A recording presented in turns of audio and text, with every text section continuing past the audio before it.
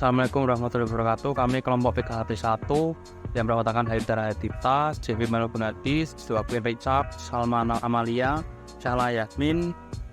Kami akan mempresentasikan tentang gangguan abiotik dari antroposentis atau gangguan manusia. Gangguan abiotik antroposentrik terhadap ekosistem hutan lindung sesaut. Pariwisata dibuat dengan tujuan guna menaikkan pemasukan asli daerah (PAD) serta guna meningkatkan kesejahteraan warga. Kawasan hutan sesaut merupakan salah satu objek pengembangan kawasan pariwisata berkelanjutan di Kabupaten Lombok Barat yang sesuai dengan prinsipnya memperhitungkan penuh aspek ekonomi, sosial serta lingkungan di masa ini serta masa depan dan juga memenuhi kebutuhan wisatawan, industri, lingkungan, serta warga setempat. Hutan sesaut terletak di Desa Sesaut, ujung timur Kecamatan Narmada dengan jarak antara Kota Mataram dengan hutan sesaut kurang lebih 25 km. Di hutan lindung ini ada mata air jernih yang bersumber dari Gunung Rinjani.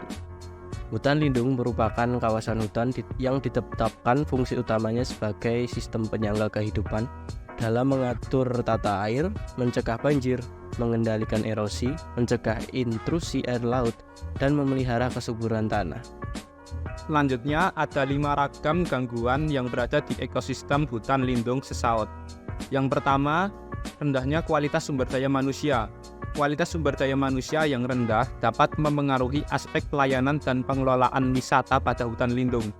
Peningkatan kualitas sumber daya manusia menjadi komponen penting dalam pengembangan suatu wisata. Ragam gangguan yang kedua yaitu kurangnya sarana dan prasarana.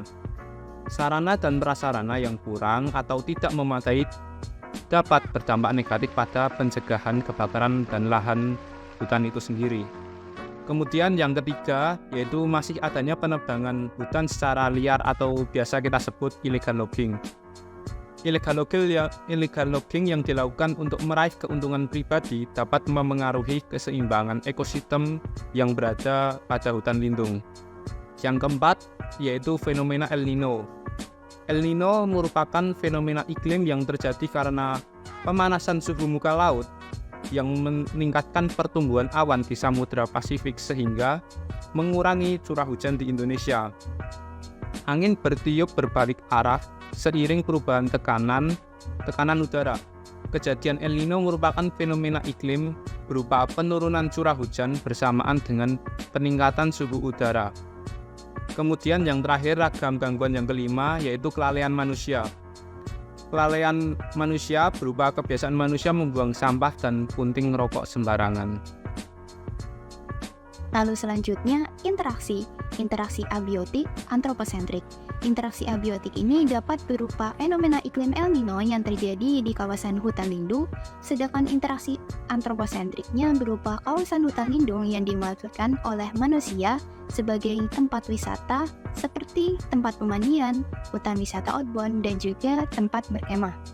Lalu terdapat juga dampak-dampak negatif yang ditimbulkan seperti yang pertama, rendahnya kualitas sumber daya manusia masyarakat sekitar masih menjadi masalah utama yang dihadapi, sehingga kemampuan untuk melakukan kegiatan kepariwisataan pada hutan lindung dengan tetap memperhatikan aspek kelestarian lingkungan pun berkurang.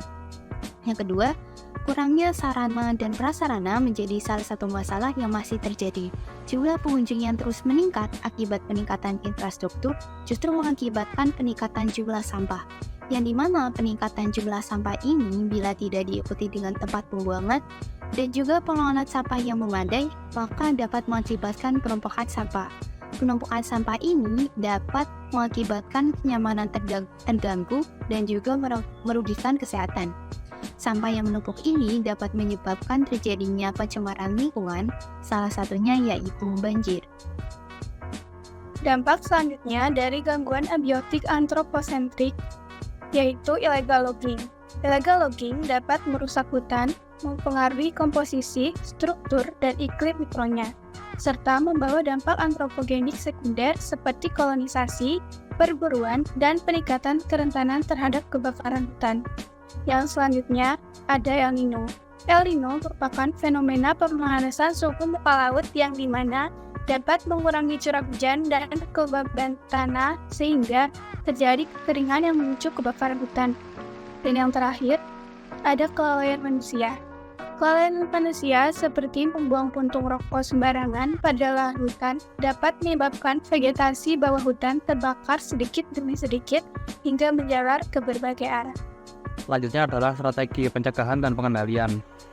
Untuk pencegahan dapat dilakukan dengan membuat peraturan tertulis maupun tidak tertulis tentang anjuran dan larangan bagi masyarakat terkait dengan perusakan hutan, kemudian memberikan sanksi yang tegas, memberikan informasi edukatif kepada masyarakat sekitar, serta melakukan monitoring kawasan hutan secara berkala oleh pengelola setempat.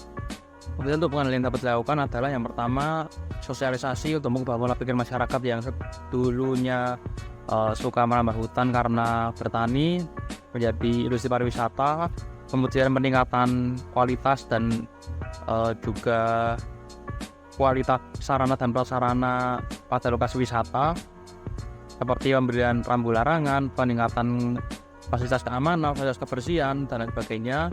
Serta yang terakhir adalah kegiatan pengendalian kebakaran hutan itu sendiri berupa pembuatan sekat bakar maupun pemadaman dari arah yang berlawanan, serta juga membuat peraturan ataupun anjuran di berbagai lokasi tentang kegiatan-kegiatan kecil yang mana itu akan berdampak kepada lingkungan dan akibatkan kebakaran hutan seperti membuang puntung rokok sembarangan. Demikian presentasi yang telah kami paparkan. Apabila ada salah kata, kami mohon maaf. Wassalamualaikum warahmatullahi wabarakatuh.